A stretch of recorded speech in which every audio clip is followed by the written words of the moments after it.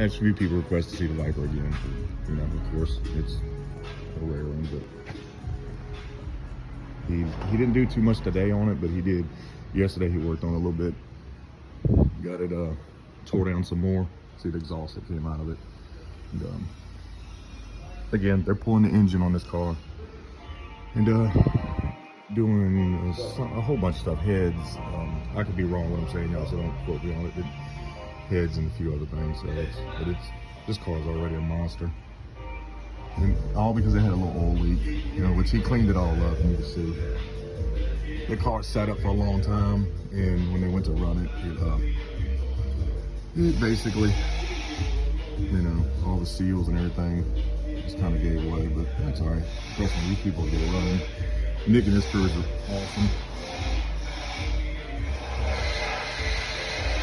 Cheers. But we've got some new ones in. This is that C6 that was in there. Look at this.